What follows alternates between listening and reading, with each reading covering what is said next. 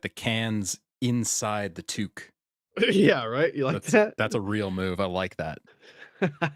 You look like Toad if he had, like, Yo, the casual 100%. phase, instead of the polka dots, he was like, "Let's go for something a little more earth toned." 100%. That's kinda what I was going for, was that toad afro mushroom look. Yeah, you nailed it. Nice. That makes me Looking happy. fresh. Just so good. Hey, everybody. Press X Podcast here. It's the podcast from the channel that's called the Podcast Channel, but it's only a podcast some of the time. It makes sense. Trust me. Trust us. We know what we're talking about here. Video games, that's what we're talking about. I'm Paul. That's Rhett and James. Welcome. Mhm. Yo. Welcome. Yeah, it's funny. If you were to look at the YouTube channel, the podcast portion only makes up a very, very small part of what you can find here. Yeah, because you stream like a motherfucker, that's why. Tonight'll be 150 days straight. Wow. And so by all means, if you're listening, come on out. 9 p.m. Pacific every night. Come support your boy. And speaking of streams though, Paul, you got a little stream planned in the near future, don't you? Yeah, just a little guy. Just a little casual 24 hours Ooh, for man. Extra Life, which The I'm sure you're all longest familiar with. Oh yeah. The longest I've ever done was 9 hours, and by the end of that I was like eyes bloodshot, ready to fall out of my chair. How do you do a 24-hour? It's not pretty. I'll tell you that No. much. No. If you're swinging by like hour 15, hour 16, you're not in for a treat. Like, this is not entertaining content. We'll be present and accounted for, probably Yeah. playing some bullshit. But Yeah. Yeah, you'd have to have somebody tap in or something. You're like, I need to sleep for like an hour. You have to be here. Like, all right, one of us is awake. It doesn't break any rules.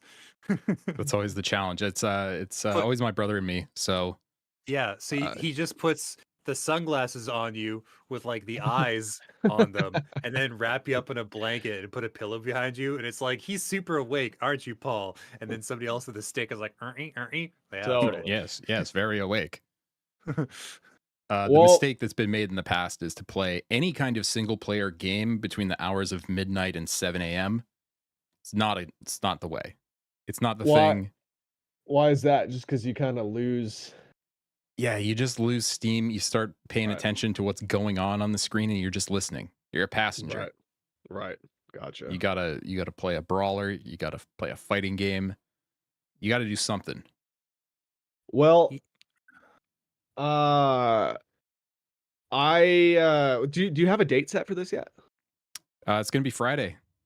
So I will definitely get involved with you somehow.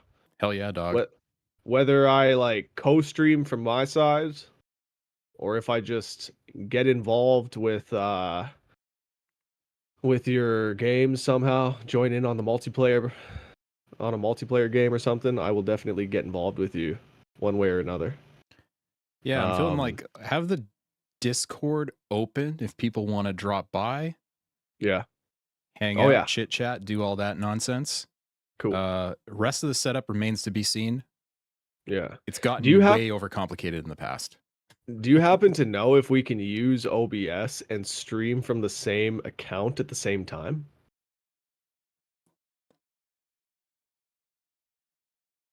Because that I would don't be know. ideal.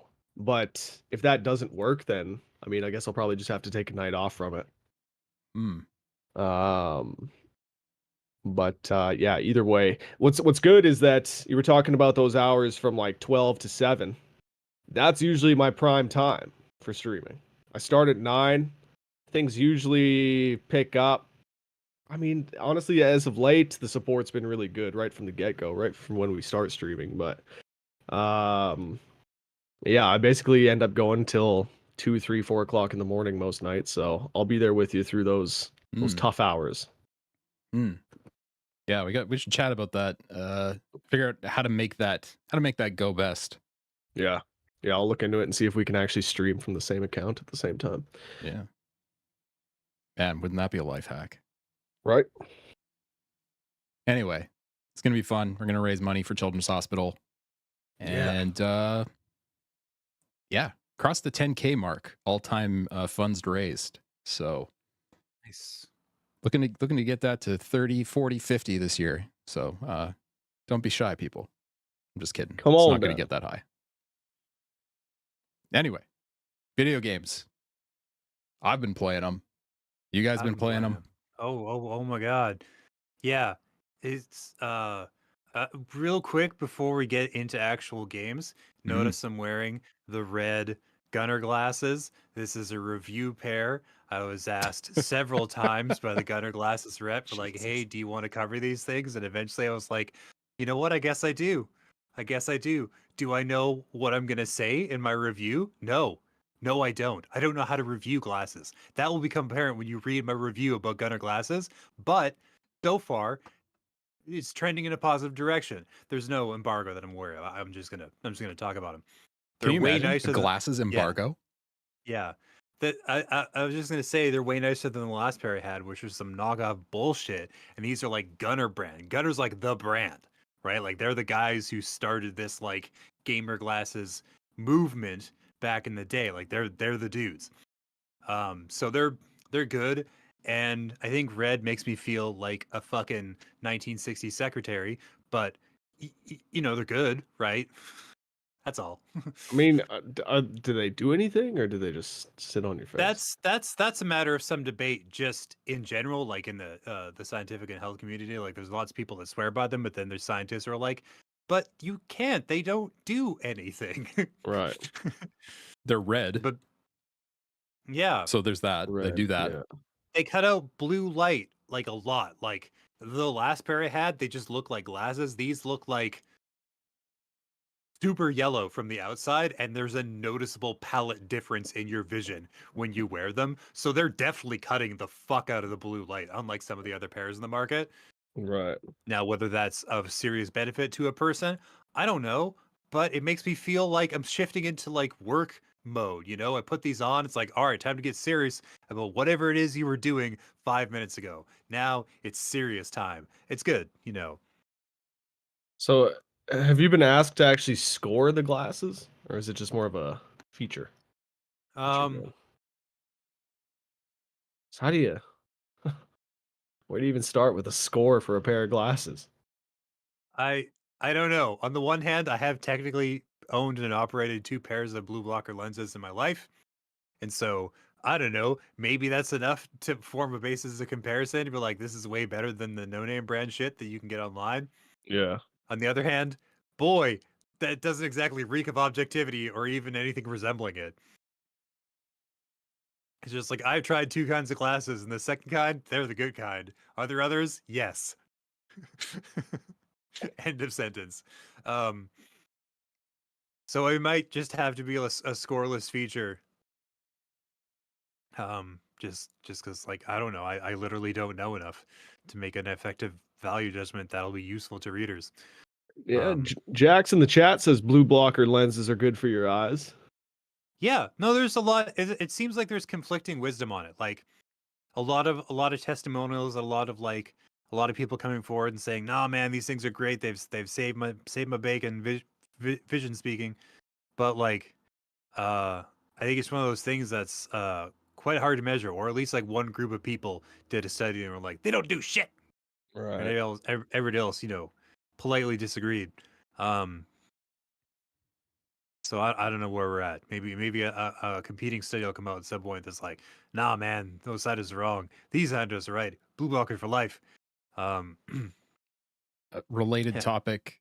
Once upon a time, Sean and I met the guy who founded Gunner Glasses at E3, and he is exactly the guy you'd think would found a company called Gunner Glasses.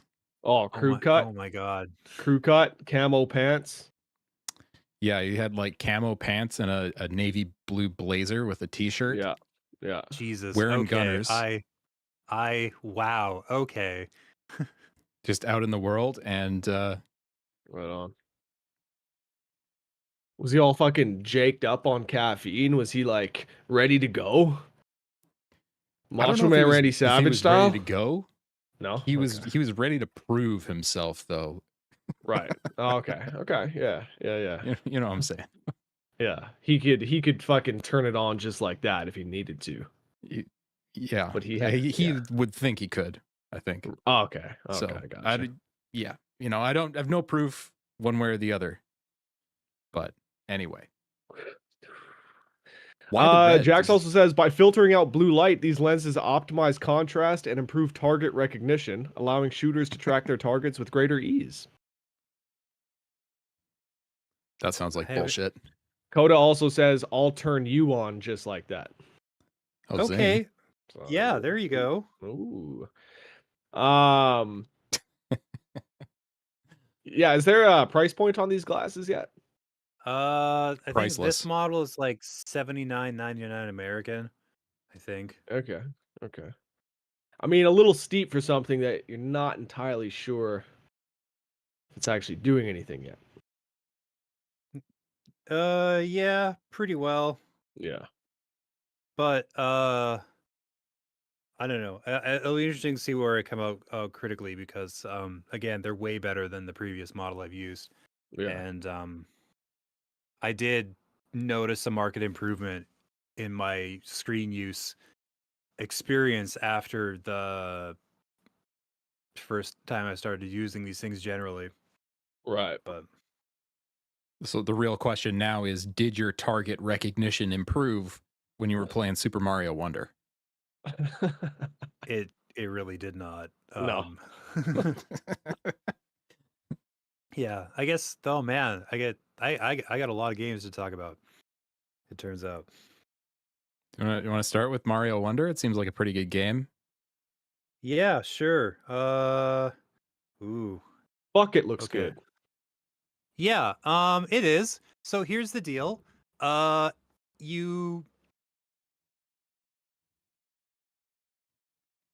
You have these things called wonder flowers, and you encounter them basically every stage, and what they do is different every single time to a certain extent. You get some categories of events, but like generally speaking, it's unique shit happening every level, and there's so many levels. And you get things like the gravity or perspective will change. You get things like the character themselves are transformed into something completely fucked up, like one of the enemies that you've seen in that level up to this point, or like and one of the inanimate objects you didn't realize are enemies. You get like environmental objects coming to life and like songs being performed by characters in the game. It's basically an acid trip in every level. Yes, and you've got some cool new powers and some familiar ones. There's one where you can like blow bubbles, sort of. You shoot bubbles, and then you can turn and jump off of those and use them as springboards. So it's like cool, but then also secretly incredibly useful for traversal shit. Then you've got the elephant power, which is weird. It's just weird. It's the only one I feel like I feel like it's the only one they've ever introduced where instead of just getting like a cute outfit and a new hat and a color palette change, you're a different thing. Just like you're a completely different thing from the ground up. It's like you are an elephant. You're not wearing a fucking elephant nose prosthetic or something. Like a little tube with a string tied around the so it ties around your head. You are an elephant. And you get like 2 abilities with that one that you can swipe with the trunk You to can like swing the attack trunk. people. And then you can also shoot water if you have a source nearby where you can suck it up into the trunk itself. Which is fine. Yeah. It's okay. Yeah, like the powers are cool, but it's the badge system that really blows the doors open because you get all these changes to your jumps that you can sort of equip. You can have one badge on at a time. I think there's like 12 of them related to traversal specifically in jump styles. So you get like the parachute cap, and you got like the spin thing, and you can got sort of like a hanging leap where you sort of float in the air for a bit before you drop down. You have like an underwater one that lets you like do a sort of dolphin kick through bricks and shit like that. You have ones that like give you coins for defeating enemies. There's just all sorts of crazy badges that really like expand the potential playstyle varieties, and a lot of them are like, okay, this is really good for this stage, but then there's also challenges where you have to use it to survive, and then there's like secrets you couldn't get that you can now get when you have the new badges. Yeah, it's great. It's fucking great. It's like the best 2D platformer they've done in at least a decade, maybe more. And some people are calling it the best 2D one since Mario World, and I don't have a strong argument against that premise. It is very good. It plays so much better than the new Super Mario Brothers series. Yes. It feels a lot more responsive. I feel like you can do what you want to be doing. However, game is very easy. Mm. Like, Yeah, there's very easy. there's they do this a lot with their games where the like normal progression just to get to the end of it is super simple, and then they'll like sprinkle crazy challenges throughout it. I know y'all are like, "Oh, this game is so easy." Have you fucked with Special World yet? That's fair. Special World will kick the absolute shit out of you. It is embarrassing how badly I beat it. I could not finish a single stage. I got access to it through one point, and it was just like, no, fuck you. Fuck you. We were playing Mario Maker. We came back with some ideas. Good luck. Yeah. It is that is like a thin part of the game though. So It if you're is, if you're it is. looking for a front to back challenge, this isn't it. No. But it's more of the experience that you're going to Mario Wonder for, and it's well worth it for that. Yeah. I liken it, again, I do compare it quite favorably to Super Mario World, where like once you have the mechanics down, a lot of Mario World is pretty basic. Mhm. But then you've got individual sections and challenges that are crazy hard. And I really appreciate about Mario Wonder how there's at least one tougher stage sprinkled into every realm you go to, sometimes a couple of them. Like so like the 4-star badge challenges and shit are, you're gonna take a time or two to get through it.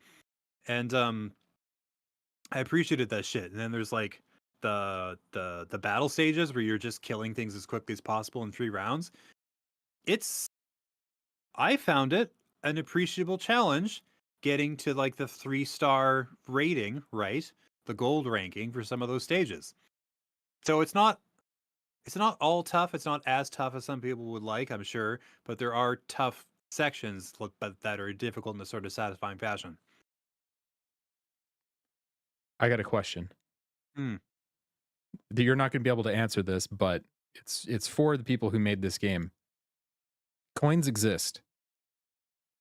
Coins are a thing. Why did they invent flower coins?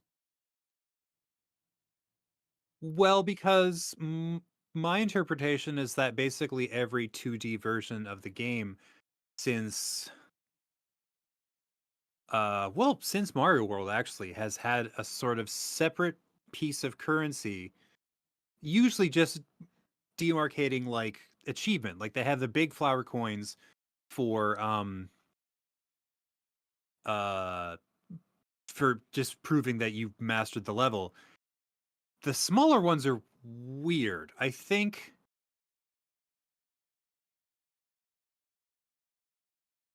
there's no fucking reason for them to exist.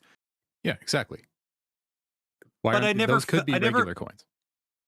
But at the same time, I never felt like, oh, it's a currency you need to work really hard to get, Oh or no, like, yeah. oh, you know, oh, what if I don't have enough and then I can't get this thing? That was never an issue. Which again, just sort of is an argument against the existence of the currency at all.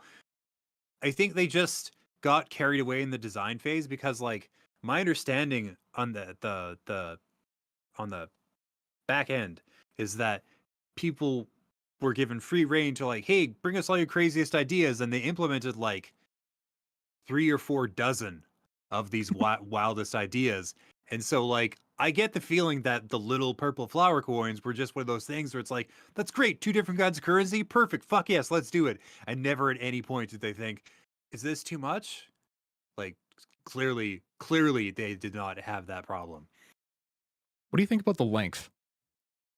Um it's good. On the one hand, I feel like having one fewer regular world is weird. On the other hand, conforming to 8 just because they've always done 8 isn't necessarily an intelligent or useful decision to make. It was just like, we do that quickly because we've always done it. And we're like, okay, you don't ever have to do that again if that's the only reason. Also, the design of the individual worlds I found interesting. Progression didn't always happen in exactly the same way. It wasn't always linear. It felt like you had more freedom to complete those worlds as you saw fit.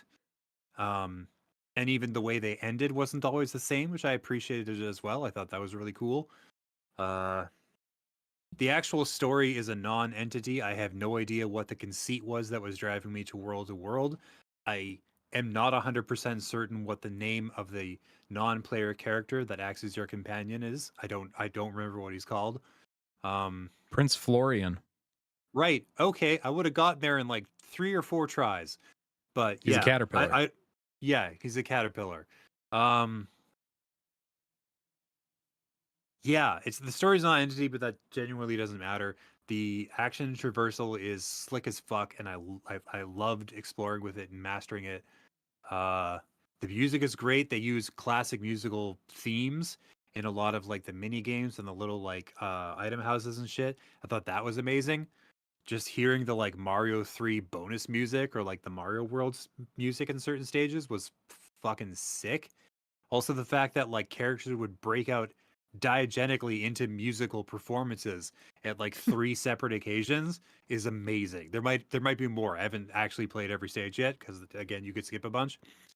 But like, that's fucking awesome. It's pretty cool. Jax wants to know if Waluigi is in the game. Unfortunately, no. But There is no Waluigi. There is no Wario. There's That's a no different there's game. no wars going on here. There's no No evil Woz. to be spoken of. Yeah. The other thing Disappointed is that all the shit. characters play exactly the same. Yeah, that's Yeah. weird. Except for the Yoshis, which there are a few of them. If you pick your favorite color, and they don't take damage from enemies. Yeah. So they felt the need to create a character focused easy mode, even though the game is, again, like you said, to just get from point A to point B and just like see the credits. It's not hard. Like, at least if you're like a veteran of the 2D Mario games, like if you're somebody who's like, I've been playing these for decades, yeah, you're gonna clear this with not a ton of trouble. But I personally consider that an upside because I love a game that I can beat repeatedly and get really, really good at. And like I felt that way about Mario World, and I like the idea of getting that way about Mario Wonder, where I'm just like, oh no, I know it inside and out because I've mastered it. I've finished it like 6 times. I think that rules. More games should do that. Definitely a game you could take on a run. Yeah. In a way, I don't think you would definitely not with any of the new Super Mario Bros. No. Games. No, they're really not designed to be taken on with any kind of efficiency. Offbeat is asking. She says, "Sorry, I was late." Unacceptable. Is there a harder level at least? You mentioned, what was it, the special world? Special World. Yeah. Basically, I can't remember which stage you gain access to it. I think it's World 5, but it doesn't matter. There's a path to it, and then once you get access, the one I was able to try because again I could not beat that stage because fuck me is it ever tough. Basically, it felt like an advanced Mario Maker stage where like, let's put a couple of gimmicks together and see if people can survive this. You probably could if you were a more patient person than me, which I suspect most people are.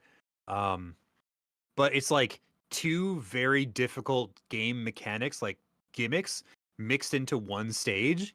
And I think I died like 20 or 30 times before I was just, I have to actually finish this for the review. I gotta move on.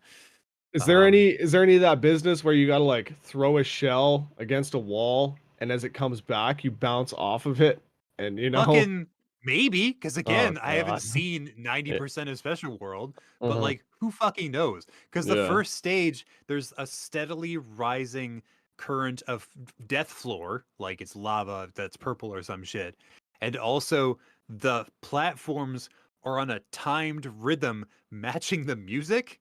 So you Yeah. have to wait for a certain beat before the first platform appears. And then you have a maybe 2.5 second window to start jumping and platforming back and forth while jumping between the platforms to succeed. So if you like fuck up the rhythm a little bit, you're just dead. You're just Right. dead. And then Okay. you just have to start again. So they really start Special World off strong, at least with the entrance I was able to access. And Coda wants to know, once you beat the game, is there any real replayability? Uh, Dep- I mean, Yeah. replayability in that you can take it, like we were talking about, go on a run, but you're definitely going to miss some stuff as you play through. Yes. There's The, lots of wonder seeds that you're not yeah. going to find the first time, or Right. Yeah, basically, if alternate you exits. do, It's a lot like Mario World that way. yeah, like if you methodically go through and master every stage before you move on, no, not as replayable unless you're trying to just like improve your time to see how much of the game you can absorb with each successive run. But like if you play like I did for the review, where I'm just like, I'll get enough seeds to open up the castle, beat that, and move on, and just do that with every world. There's a pretty good chance you're gonna miss a bunch of stages, and then you're going to miss a bunch of wonder seeds within those stages. So you do definitely have shit you can go back and clear after you finished it. Right on. Yeah. So where does this fit in the pantheon of 2023 for you, James? Hmm. Um. Given how tight the race is. On my personal list, so far it's Final Fantasy 16, Tears of the Kingdom, and I think at this point Mario Wonder. I have a caveat that I have not thought about my complete list a single time in the whole of this year. So I am absolutely missing shit. Whether it falls above or below Mario Wonder, I don't know. But in the things I can remember right now that were amazing that I played in 2023, that I played, it's Final Fantasy 16, Tears of the Kingdom, Mario Wonder. Well, you're gonna have to squeeze Baldur's Gate in there at some point. You gotta play it. I know. And you gotta play Spider-Man 2. I have. Oh, I've been Spider-Man 2. I yes, I know. We can talk about that next. Holy fuck, Spider-Man. Um Paul, you've been crushing it. Oh, it is so good. It Oh, is fucking so good, right? good. Yeah.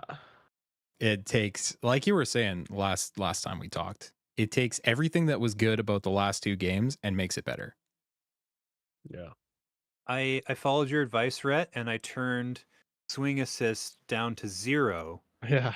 And wow, is swinging around ever harder It's than it tough, was in the right? first game? Yeah, Because it's so tough. many times you'll try to start a swing, and it's like, sorry, fucker, you're too low to the ground. You get Yeah. halfway through the arc, and you just end up standing on the roof of somebody's fucking car Yeah. because you didn't start from a high enough point. And then I figured out you get this like superhero move where you just like crouch real low and then leap really high into the air. And then if you start your like swinging air dash shit up from that point, then you're fine. But if you try to do it from ground level, you just fail because of course you do, dipshit. That's where the arc of your swing is going to be when you start from that point. And it was Yeah. just like a real humbling a lesson in swing physics, but like again, very rewarding. Very, very rewarding. Yeah. Yeah, it's top quality. I think I'm about halfway through. Characters are excellent, very well done. Voice acting is awesome for both Peter and Miles, and Craven. He's Loving so that. good, right? Harry's pretty good. MJ's good. Like, I haven't run into anything where I'm like, that's a trash performance. Yeah. It's pretty well written. The character moments all make sense. Even if you know Spider-Man and you know how this story is supposed to go, it's still fun. It's still Yeah. entertaining. Um, and the combat, I think, is better than it has been in the past as well. It felt fluid before, but much more so here. It feels Yeah. like you can chain uh, abilities into your regular attacks a lot more seamlessly, and you feel like such a badass. Yeah. You also feel like Yeah, a complete tool when you mess it up. Oh it's yeah. it's the introduction of the like the the extra wheels of skills that come up when you hold down L1 or R1 really changes the flow of combat, because previously it was mostly just you stringing combos together, and then like you'd get like the super abilities when you press down both thumbsticks. Then, crazy shit happens, but otherwise mostly it just felt like you were in the regular combos, and then like powers or something that, or gadgets were something you would use like occasionally, but now it just feels like it's all been worked seamlessly together, so all of it is part of the same central combat system, which I find uh fucking fascinating and cool. And yeah, it looks and feels fucking great. Yeah, man, it looks stellar. I can't, I spent quite a bit of time just looking around the city and looking at stuff, and I can't think of a better example of ray tracing on a console because everything's reflective. The whole Mhm. city's reflective. Every mode has ray traced reflections.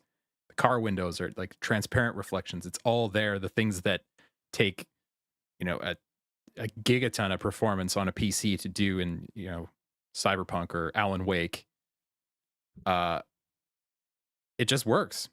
It's deadly Yeah. smooth. Feels really good, even at 30 frames. It feels quite smooth. Insomniac, man, they do not miss. Yeah. Yeah.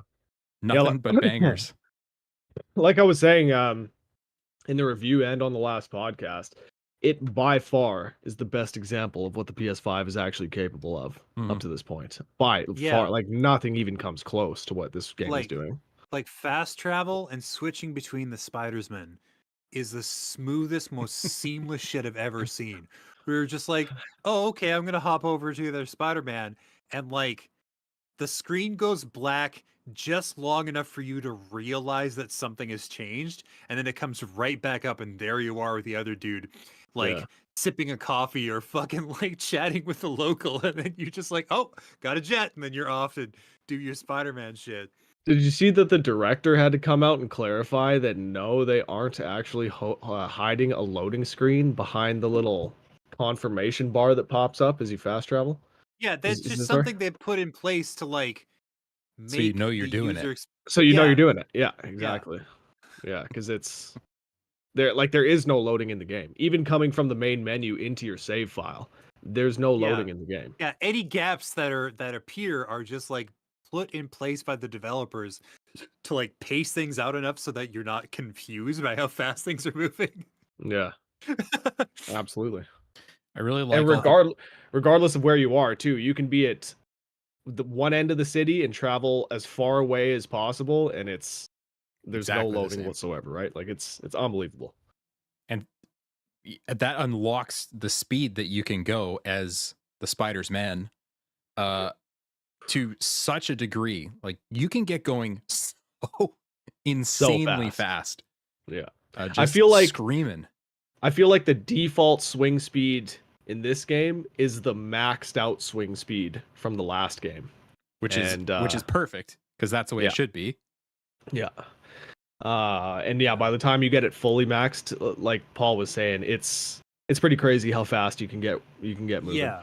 I've been trying to put as many points as I can into traversal, where it's just Mhm. like this will make you move faster to the city. I'm like, oh my god, yes, please. Yeah. And you start stacking things up like the loop de loop and the So dash good. and So good. the web wings and dives. Man, you go so fast. Yeah. Love it. And how good are the web wings? Oh, what a fun addition. Oh, Yeah, yeah. that shit is cool. Like Yeah. using the web wings, I'm like, God damn, kind of want Insomniac to make a Superman game now. Because I bet it would be fucking wicked flying around Metropolis. Well, there is some speculation that because there's a few places in the game where a certain other New York Marvel superhero is mentioned quite a bit or referred to in the in forget what his first name is, Murdoch. So there's speculation that the DLC will be Daredevil as a playable character, Ooh. and that would be pretty cool. That feels like a natural move because his move set is the Yeah. closest to Spider-Man's. Like it's just, physical combat, physical prowess. Like Iron Man is all like gadget based and shit, and his method of traversal would be completely different, and like everybody else like feels very different. At least when you're in the A tier in terms of recognizability and like uh brand visibility when it comes to the different heroes. Like when you get down to like B, C, and D tiers in terms of like who the fuck are these people, you definitely get some like more crossover, but like Yeah. Yeah, I'm almost expecting there to be some sort of content related to Wolverine, given that they're making that game. I wouldn't be surprised to see him make an appearance in a DLC.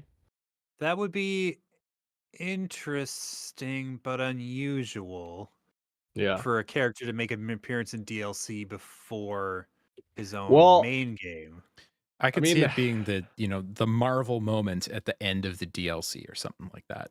Is just a hint that like, yes, right. yeah, we know. There I don't want to again, I'm not that I'm going to spoil anything, but there is already a reference to him Okay. at some point. Not that it's a story reference, but you'll see. You'll see. All right, And man. yeah, I wouldn't be surprised to see him make an appearance at some point. Yeah. I absolutely love it. I will be stunned if this is not my favorite game this year. Yeah, I still can't decide between this and Final Fantasy.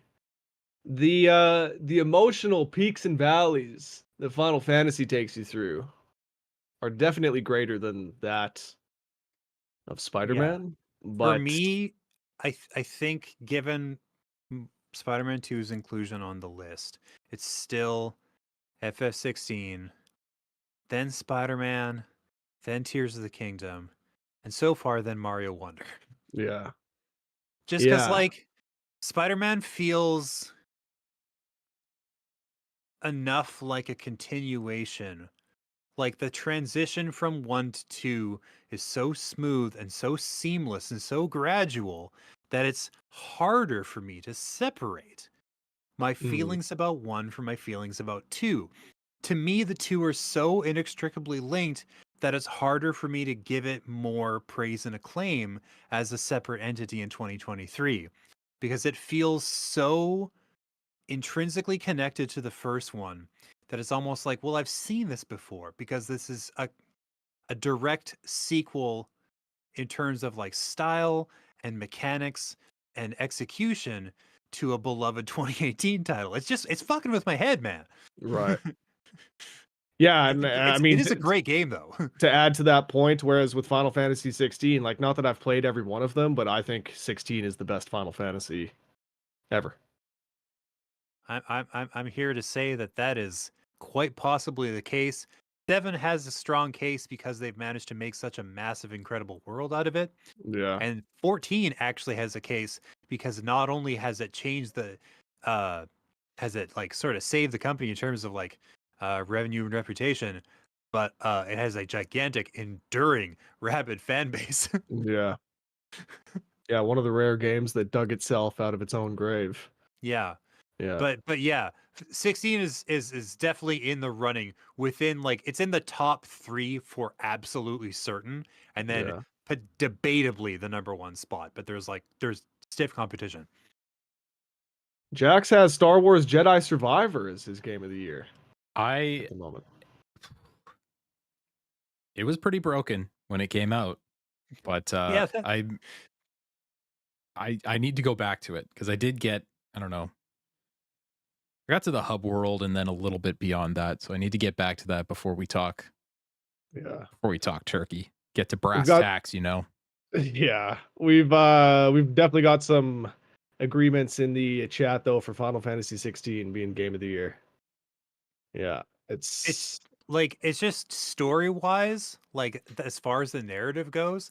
Fuck, what a wild ass, marvel ass, popcorn ass ride, man. Like they take you to the heights and the depths with fucking incredible dexterity. Like, no, it's not the best writing, obviously. Jesus, have you played a Final Fantasy game? Of course it's not the best writing, but the way they deliver it is peerless. There's just yeah. something about how fucking earnest they are, yet how fucking polished at the same time. Like, it's so rare to see that mix in Yeah. terms of delivery. And I'm just like, nobody does it like you, Square Enix. Fucking nobody. That cast absolutely blew that script out of the water too. It's insane how well acted that game is. Yeah, they worked wonders with a competent script. They made Yeah. it sound really good. Yeah. Yeah. Ralph Ineson is a fucking legend. I'm so happy. I Oh, saw him. I saw yes. him in a movie. He was actually in a movie sometime in the last couple of years. I don't remember which one it is, but I remember seeing him and I was like, oh my God, it's fucking Ralph. It's my boy. It's Sid. And he was like on screen, a whole ass human being. I was like, that's fucking awesome. He's got that crazy voice of his. Like, oh man. Yeah. So here's the thing I don't want to forget about. Alan Wake 2, Oh, Jesus. Okay. which Here's the deal. apparently it's goddamn excellent. It's so Fuck. fucking good, man. It's Really? so Damn it. fucking good. Oh Okay. man. I wanna I've never played the first one, is the trouble. So I'm like, Mhm. oh fuck. And their stories were like so interconnected. I'm like, Yeah. oh, you gotta do it, bud. So If not just to see obviously the story, but if not just to see how different the second game really is. yeah, I've heard the second game is actually kind of scary, which is like Yeah. super exciting to me. Yeah. It has its moments for sure. For sure. Yeah, It doesn't just rely on jump scares to be scary either. It's very yeah, much a dark, psychological, nightmare most of the time. yeah. So that's here's the trouble. Because I've got a game I'm finishing right now for review that I can't even talk about in a preview sense until tomorrow. But it's taking up some of my time. Can you And then I'm say what like, it well, is? I don't know. Okay, then so don't. so no. Yeah. It's regular listeners could probably piece it together from context clues and things I've mentioned previously. But I have to finish that, and then I want to actually finish Spider-Man 2 because I'm only like 35% of the way into that. And then I have a conundrum because either I dedicate my time to the Alan Wakes of the world, the ones and the twos, or I dive headfirst into Baldur's Gate 3, and both feel like very important titles to get into for Game of the Year purposes. Yeah. Yeah. I mean, I can tell you Baldur's Gate and Alan Wake will both be in my top 5 without Fuck. a doubt. You're killing me, Rhett. I Dude, don't have Alan that Wake many is hours, bro. crazy. Like I've been waiting for this game for 13 years, Yeah. and it's I in no way has disappointed me whatsoever. It's I so good. I want us to do our Game of the Year podcast as close to the end of the calendar year as possible, just so I have enough Yo. time. Because I'm going to the fucking Bahamas for a whole week in November. That's like valuable time that I can't like take with me in any capacity, you know? Yeah. It's just gonna be me in a resort with like free access to food and alcohol and pools. Like I'm going to not. There's no way. I will be a weird drunken slug for like 7 to 9 days. You deserve it, buddy. I Yeah. sure fucking do. Yeah, foresee this Alan Wake being very high on my list as well, given that Control was my favorite game the year that came out. So Man, just nobody tells a story like Remedy. and they're It's crazy that what they do. engine, man, they gotta license that thing out. It's just so much better than Yeah. a lot of the nonsense people use. Yeah. Yeah. It must be really unwieldy or something, or else they absolutely would have farmed that out at some point. Like, Mm. Jesus. Yeah. Or they're just yeah, I don't know. Like they spit these games out pretty regularly. Control came out like what, 3 years ago? 4 years ago? It 2019? was a while because I remember seeing demos for it when I was still going to E3, and that was comfortably 4 years ago.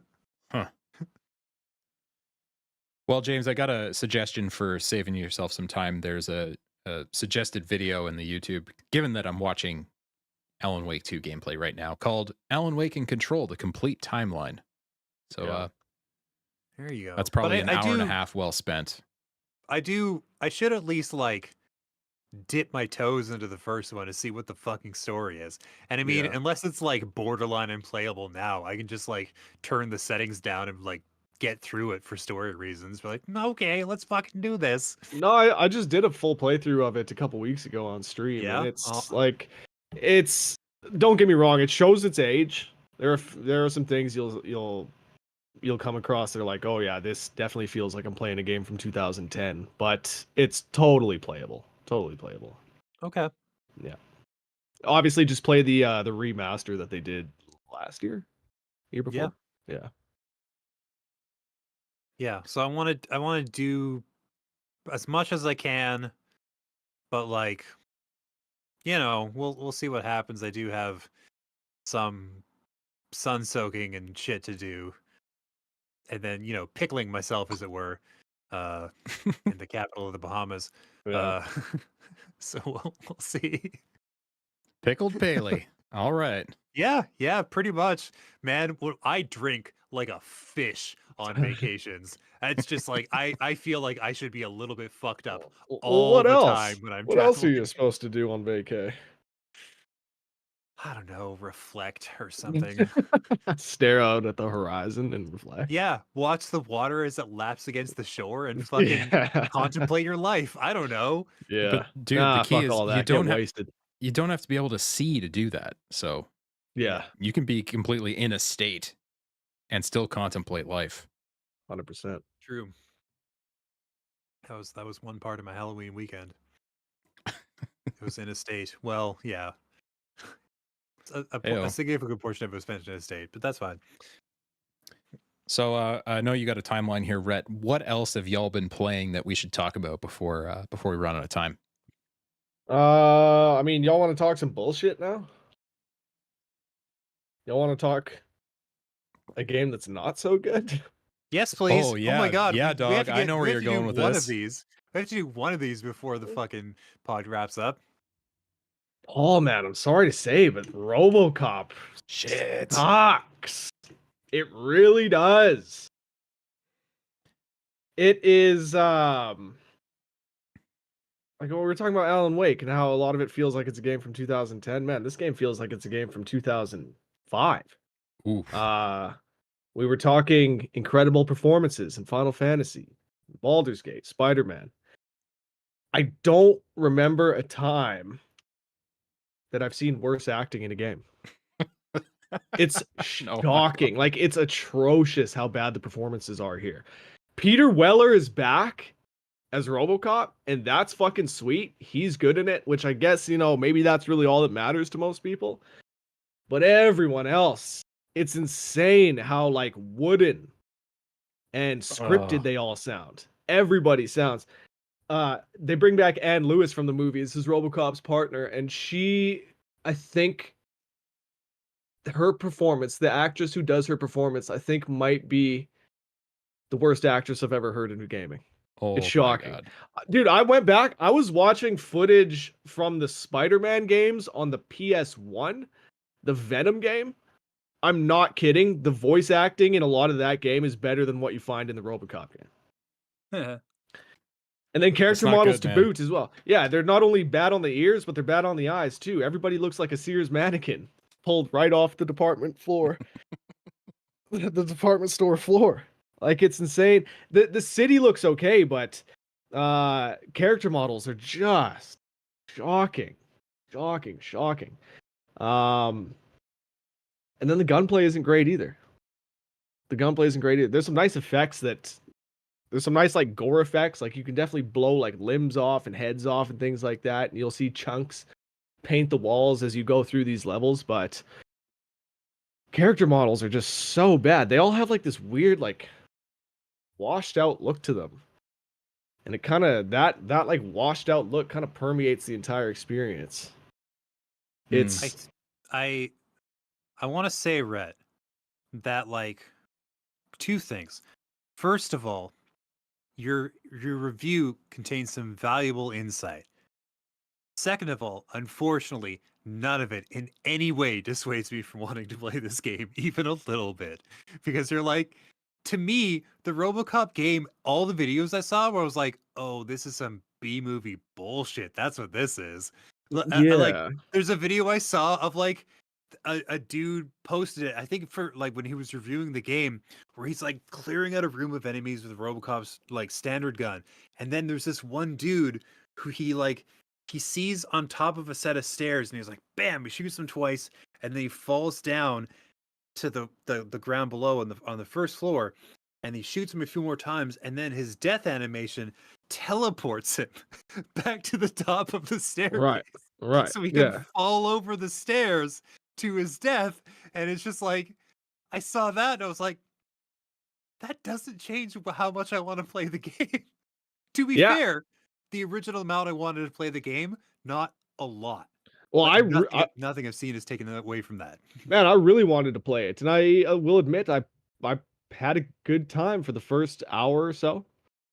But I promise you, the more you play the game, the more difficult it's going to be to continue to play the game. Okay, sure. Like I believe that. by the end of it, I was absolutely forcing myself to get through it. Every gunfight feels the same. All the levels feel interchangeable because old Detroit, no matter where you are, the game looks so gray. Jax is saying that's exactly it. Every location, every level is just a varying degree of grays, and it all feels so interchangeable. It all feels so lifeless, you know.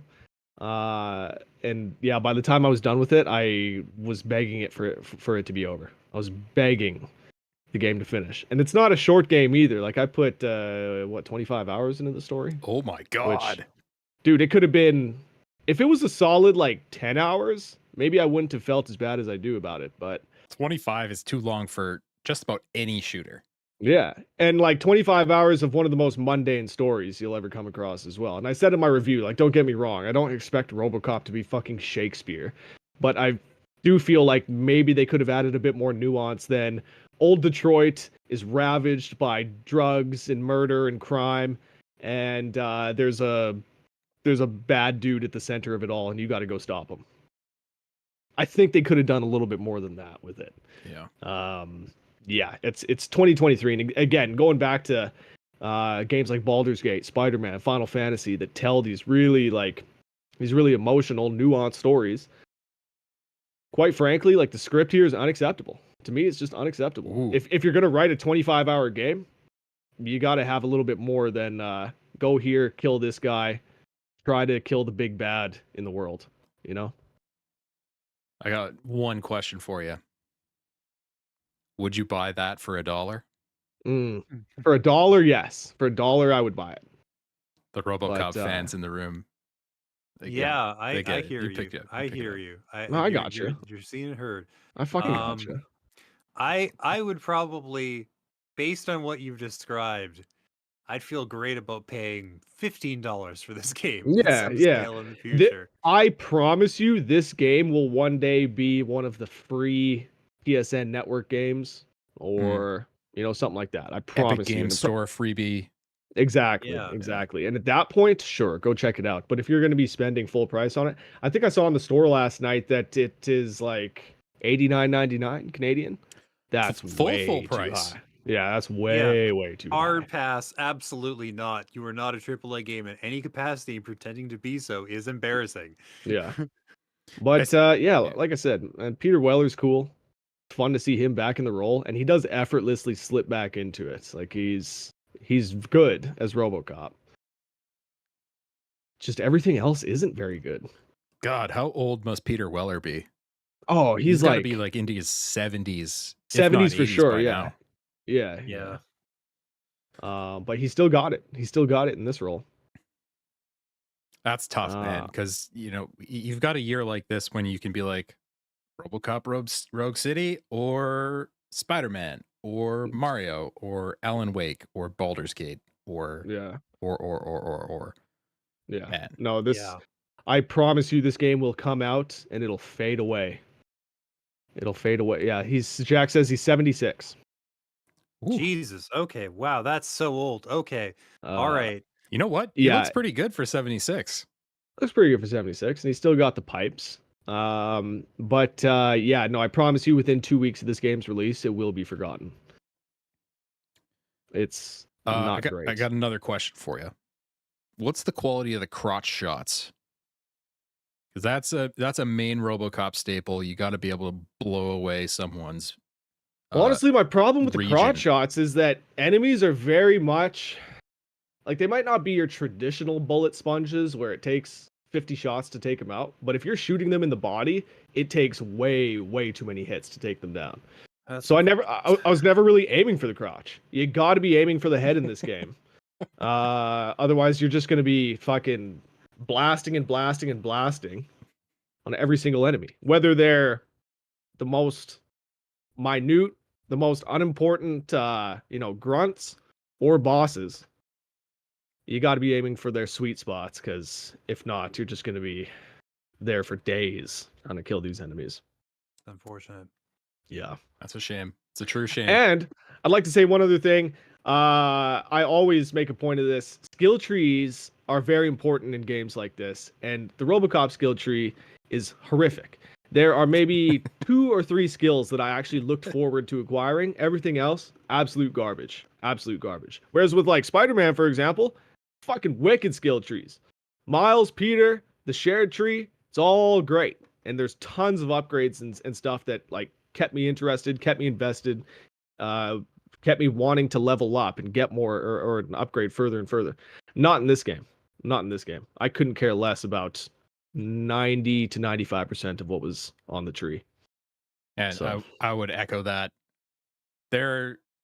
It's not the worst, but it's one of the more terrible things in a game when you feel like I need to put a point into this because it's a burner skill. It's gating something else that I want to do. Spider-Man did that perfectly. Everything was like, this is a meaningful upgrade to what I'm doing. Yeah. And that's funny you say that, because that's exactly what RoboCop does. You'll get like health, armor, etc. Let's say the first armor skill that you can get is like an extra 5% to the armor, but then the last skill might actually be beneficial. And you got to work your way through the entire armor tree before you actually get what you want. Yeah, that's exactly what it does. With that being said, like I would like, Paul, because I know you were looking forward to it. I would like you to play it because I would love to hear your opinion on it, but I gave it a 59. And well, it's a tough sell. Yeah, oh yeah, man. Oof. After reading the manifesto that you've written up, Paul, I was going to give it a 60, but after reading the manifesto, I'm just like, you know what? The 51 to 59 range, or the 50 to 59 range, it like describes this game to a T. He's referring to the COG Connected Gold Standard Review Manifesto that defines how all games should be reviewed. Yeah, and like, I don't think I've come across a more accurate description for a game than that 50 to 59 that you wrote. Yeah. Worked real hard on those summaries. Oh man, they're great. Every review I look at it just to make sure I'm getting something into the right spot. Nice. Glad to hear it, man. Glad to hear somebody's using them. Oh, every time. All right. We should probably bounce because Rhett's got to go. Well, what time is it? 7:40. I've probably got another 20 minutes if you want to talk news. Oh, all right. Yeah. Well, maybe let's crack into a bit of news. What's been going on out there? Well, I've seen a lot of attention paid to a specific conversation. On the one hand, people are saying, Christ, 2023's got to be one of gaming's best years in like a couple of decades because there's these incredible releases coming out and there's all this fucking amazing success amongst individual developers, which is awesome. On the flip side, the layoff situation this year has been catafusing. So people are like, well, maybe it's not exactly 2023's best. It's not the best gaming year exactly because a lot of these companies are like hemorrhaging people at a cruel and capricious rate. And there's a couple of like fucking veterans and legends that were shit canned from Bungie today, basically, because they they made a bunch of internal decisions that were like, well, we have to shed like 100 to 200 people just to make the shareholders happy. And it's like, it sucks because this is such an unbelievably common pattern.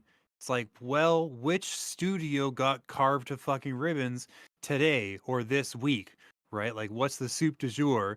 Is it Bungie? Is it fucking any of these other companies? Like, so many of them have been getting shaved and shorn over the last like 12 months that it's hard to like a lot of the celebrations about their successes feel very colored by this, right? Where it's just like you guys are doing great, but not actually because you're firing all the people that could make future games good. It's tough Yeah. as I you hate to see it when there's good people who lose their jobs. Obviously, Michael Salvatore is the one who gets the headlines from the Bungie layoffs, but there's a ton of good people, uh, particularly hard hit in their community management side of things, which I don't know about that decision, given the state of the game and state of how people feel about Destiny in general. Um, Yeah, maybe they but fired the wrong people. Maybe some of those useless fucking CEOs and like yeah, you know, all these C-suite dipshits. Maybe get rid of some of them. They're yeah, not contributing it's anything in any way. at the same time there is the business side of things. It sounds like this was not really a because they got bought by Sony sort of thing. It's No, not the at all. revenue was drastically not where it needs to be. Shake things up kind of situation. So remains to be seen if they'll pull their socks together and do something worth playing with the final shape. But Well, it's brutal for the people hit yeah. most hard. Every time one of these companies starts getting publicly traded or starts like playing in the fucking big leagues, it seems like as soon as you become AAA, the cost of doing business gets so unbelievably fucking high Mm-hmm. that they have to be like, it's either the best year they've ever fucking had every year, or a third of their workforce gets shaved. And like, it just doesn't feel sustainable, like Yeah. all these companies are doing this. It's happening to everybody. They get to a certain size. They're like fucking lobsters or alligators. They could go forever, but eventually it's just too much food and fuel to maintain that giant creaking frame, and these fucking dinosaurs start expiring. So like, I don't know. I don't think there's a solution, and I think it's gonna get a lot worse Yeah. before we sort of naturally course correct. Yeah. Like all these little companies that are doing better and better and getting bigger and bigger, they'll sort of naturally take the space that these fallen companies used to occupy, and the cycle just sort of begins anew. It's like once you get to be a certain size, the only thing left for you to do is self-destruct. You either lay people off or you're bought by Microsoft. Yeah. Yeah. Take your pick. Which fate do you prefer? And eventually Microsoft will grow to a size where it too ends up either having to be Yeah, well, cannibalized or crushed. they've laid a lot of people off in the last couple of years. Yeah, But so they're no strangers to this game then, right? yeah, with Bungie in particular, pay a little more attention to that because I like Destiny. I'd like to play Destiny. I feel like it could have been a lot worse for them. Like their revenue was down almost 50% from where they thought it would be this year. And they laid off 100 people, which is no insignificant number of people. But somehow that's 8% of their workforce. Jesus. Like, how is a company working on one game 1,200 people? That sounds pretty bloated, but again, this is a massive operation. So, what do I know?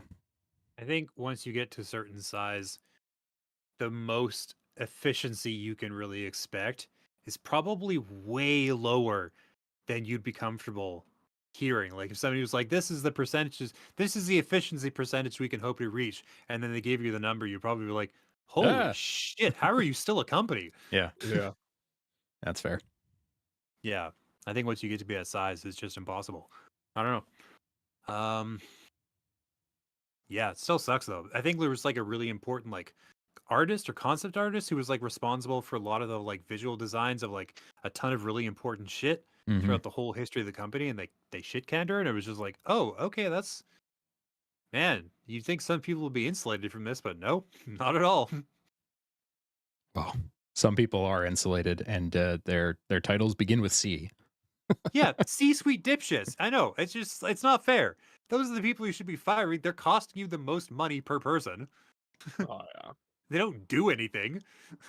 They're just vultures that have climbed to the top of the fucking midden heap, right? Like, get out of here. Fuck off. You've got some. I feel like you've got some strong feelings about the society we live in, James. Yeah, like, I feel like there's so many of these useless dickheads just like soaking up resources at the top of every chain, like not the very top, but the C-suite, right? So like there should be a natural cap on how many of these dumb fuckers are able to exist within any given company. It's just like you don't do anything. You're just draining resources. That money should be redistributed to the rest of the company or hoarded for yourself, you who owns it. I don't know, whatever you want to do. But either way, there's too many of these guys milling about like a fucking entourage at the feet of a rock star. We don't need them. Yeah. Then, And of they'll course, argue, they'll say, yeah, they'll say, my job is very important. And then they try to describe or define it. And you're like, you're obviously lying, first of all. and then of course there is the other fate I mentioned, which is if you don't lay people off, you get bought by Microsoft. Yeah. And that finally went through. Microsoft owns Activision and Blizzard. What a world. Yeah, well, eventually, because they're having to shave people all the time too. We've demonstrated that they're not immune to this process, and the more people companies they buy, it just means they have a larger pool of people to shave when they want their numbers to go up on their little line graph every year. Yeah. So it's like you're not going to get fired immediately, but you will be fired when they have to trim the fat like every second quarter or however often it happens, so they can like appease the fucking suited vultures who run their organization. Yeah. Coda says, yeah, Blizzard kind of deserved their fate with their shady workplace. Yeah. Yeah. Hey. Wow. Yeah. Did they ever sort that out? Or is that just kind Well, of, like simmering? I mean, Like the old rug. I think things are just swept under the proverbial rug, so to speak. Yeah, they rolled all I- the problems into the rug and said, don't pay attention to that when Microsoft Yeah. came by. Yeah. well, I think because the fact that Bobby Kotick is still out of prison and just walking around doing what he does, that's how you know the system has not it has failed you, right? Like the fact that Bobby Kotick remains unpunished means that there is no chance that any of these fucking toadies will Yeah. suffer anything like a similar fate. Like Yeah.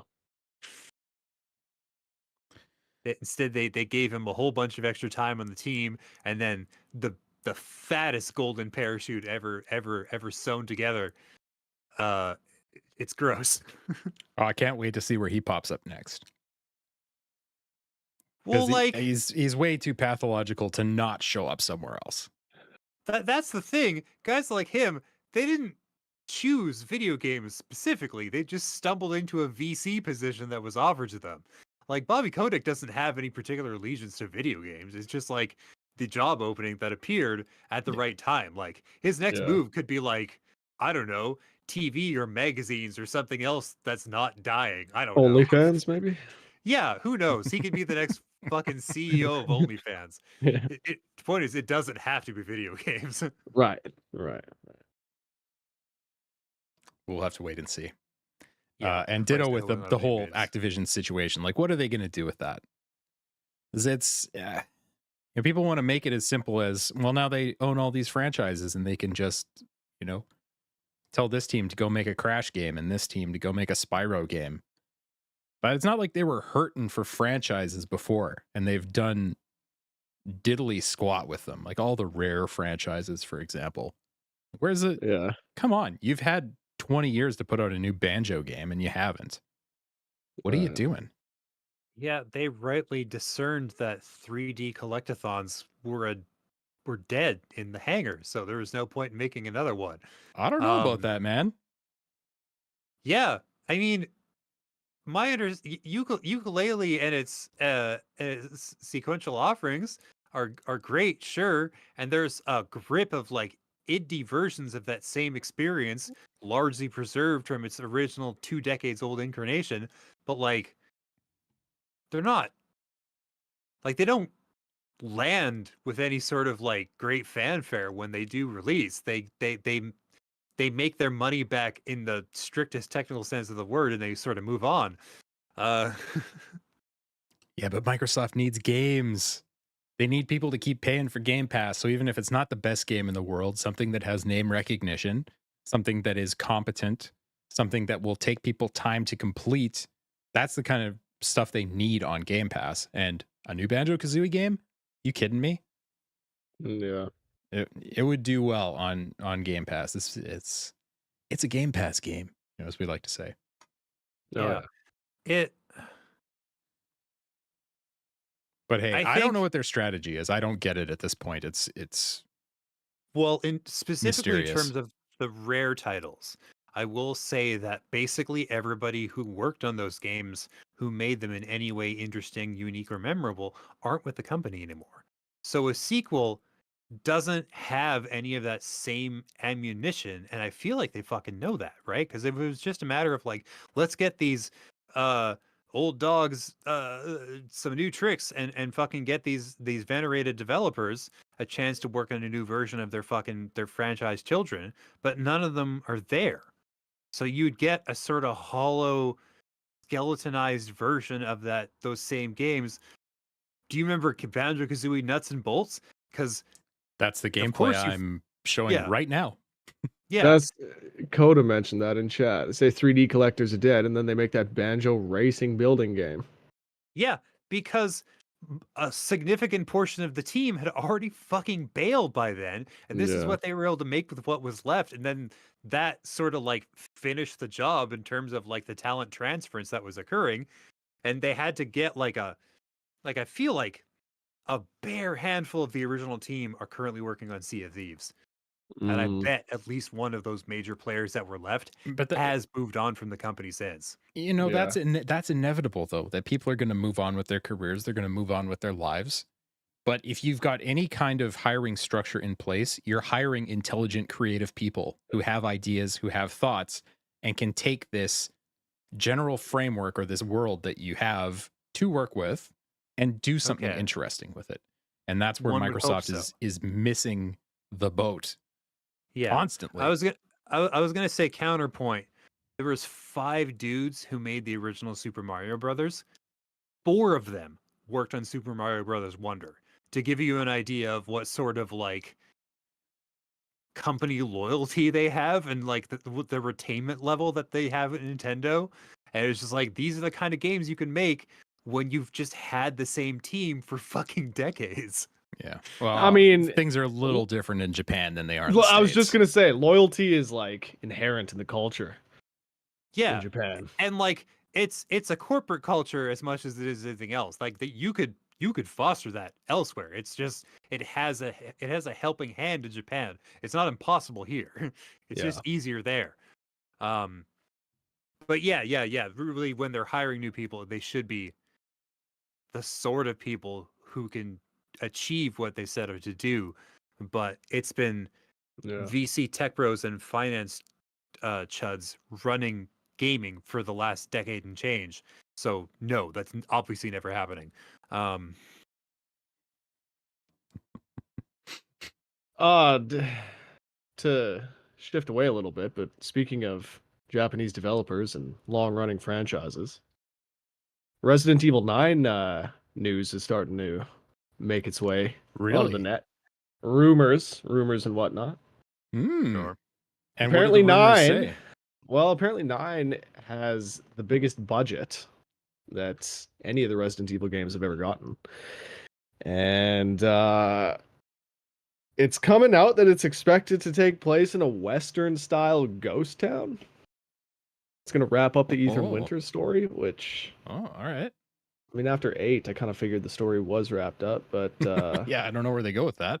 yeah, but yeah, so I assume they go somewhere insane because this is still Resident Evil we're talking still about. Resident Evil, yeah. I mean, it Yeah. is the series where dudes can punch boulders into little pebbles without even Yeah. thinking about it. Yeah. So yeah, no, it's apparently they're aiming for a 2025 release, and they'll probably show the game off next year at some point. I mean, you would have to imagine at some point. So yeah, it's gonna be Rose. Oh yeah, yeah, it could be Rose. Mm. Offbeat says, yeah. Yeah. Mhm. Yeah, it'll be interesting for sure. But Capcom's in such a good spot because their engine still holds up. It runs really Yeah. well on everything. It looks great. And they've been So- dropping fucking bangers. Yeah, over the exactly. They don't past. have to do structural foundational work. They have the formula. They know what works. They just need new assets, new story, new gameplay. Bada bing, bada boom. 2 years, 3 years. You're out the door with a new game and it's probably getting 8s and 9s. Right. Oh yeah, no, offbeat in the chat. She says that the DLC set it up for it to be Rose in the next game. Mm. Maybe I should play that. Yeah. Maybe. All right.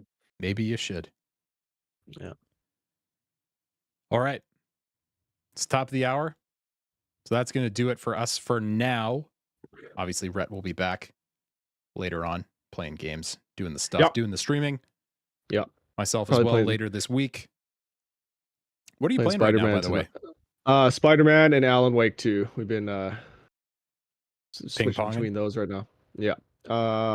Yeah, doing Spider-Man on the difficulty that you unlock after you beat the game. Ultimate difficulty. Holy fuck, man. Some of the boss fights are insanely difficult. Insanely difficult. Yeah. Fun. Even on the standard difficulty, there's some tough fights in there. Yeah. Yeah. Uh, So yeah, we'll be doing Spider-Man later tonight though. Excellent. Well, I hope you all look forward to that, and I hope you've enjoyed hanging out. We've enjoyed having you around. Always good chatting with you two guys. We've been Paul, Rhett, and James, the Press X to podcast team. Podcast team assembled. Podcast Yeah. team Yeah. now disbanding. Yeah. Just gang signs, whatever. That's Throw them fine. up, baby. Yeah, yeah. Okay. We got to go now. But thanks all for watching and or listening. If you're doing this later, we appreciate you. We'll see you back here next time for Press X to podcast. Good night.